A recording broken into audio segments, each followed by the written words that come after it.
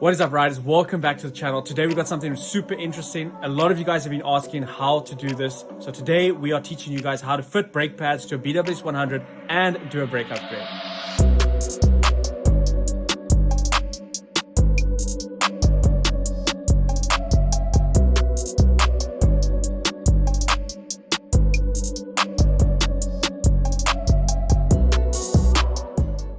So this is our Yamaha BWS 100. It's fully stock. We have just kind of restored it a little bit. It's got 15,000 Ks on the clock. So it's still pretty new. It's the 100cc. We are doing it in the yellow. These are the original yellow plastics. We're obviously doing the yellow and black. It's got the light guards, which look pretty cool. But today we're going to be focusing on the brakes.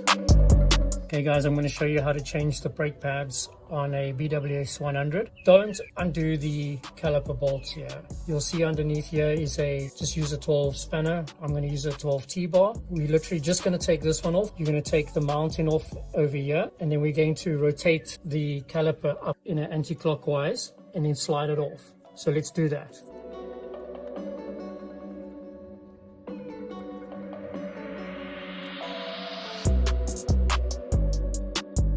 This caliper is busy binding, so you see it won't slide off. So you can basically just put a leverage in there and just lever it off like that.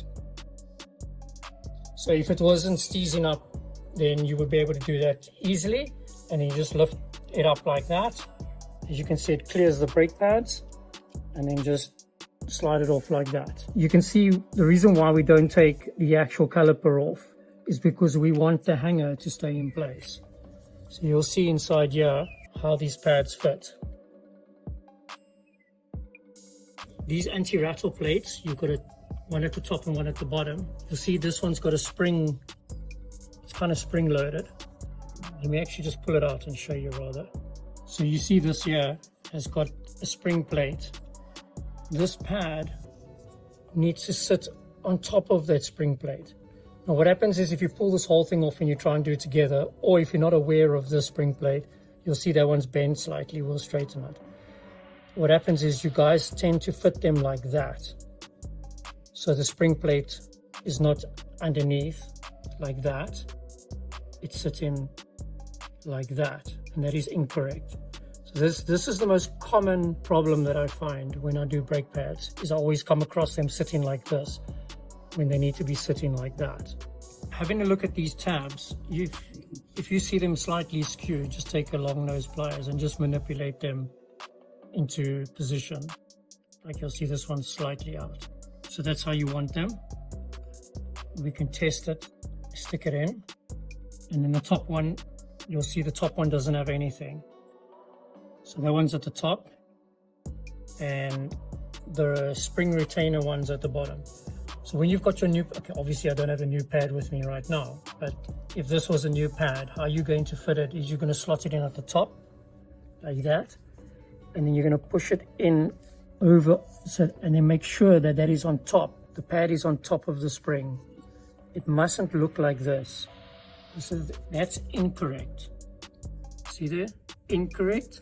And then the correct way to do it is to make sure that it slides on top. And what that's going to do is it's basically an anti-rattle plate.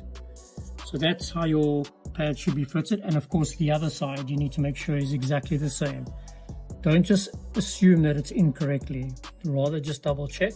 This caliper is obviously going to be changed, but I'll show you. I've got another old caliper here which had an issue where the pads weren't put in properly and the pads fell out. And you can see inside there, you can see how much, it's almost like 5 mils have worn away of the caliper. So it was sitting like that.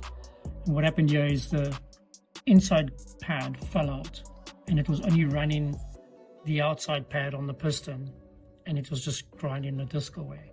Yeah, I mean, look how much that's worn away. It's like pretty much 5 mil. So this caliper is beyond use. And then of course that's what the pad is going to look like if it's in wrong. Check at the angle, you can see this one's almost metal to metal. Once you've got the pads in and they fitted correctly, to redo, just go in reverse obviously make sure you've got lubricant on the shaft and in there. And then you slide it over and then slide it down. Okay, make sure it's obviously in properly. And then of course lubricate the pin, slide it back in there, tighten it all up, put the top on, done. That's how you do the brake pads correctly.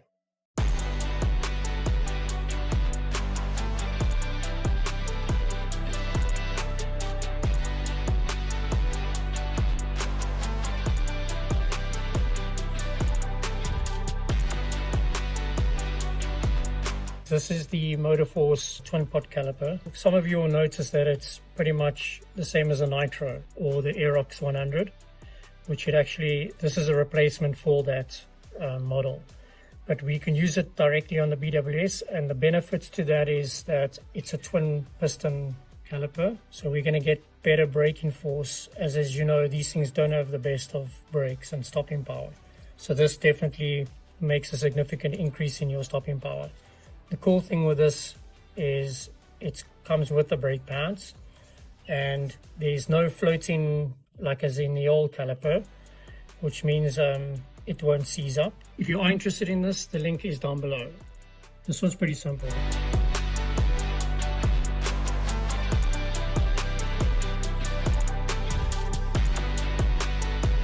So this caliper is now mounted. The next thing we're going to do is disconnect and connect up the brake fluid, and then what we'll do is we'll put some new Velocity 7.1 brake fluid through. The bracket mount may not work on this. I haven't tried this Yamaha one on here yet. I have a feeling that it's not really gonna work, so we'll probably take it off. But the standard bracket needs a little bit of manipulation as well. Once you've mounted it, do the mounting brackets afterwards, and you guys can figure out how you want to route it.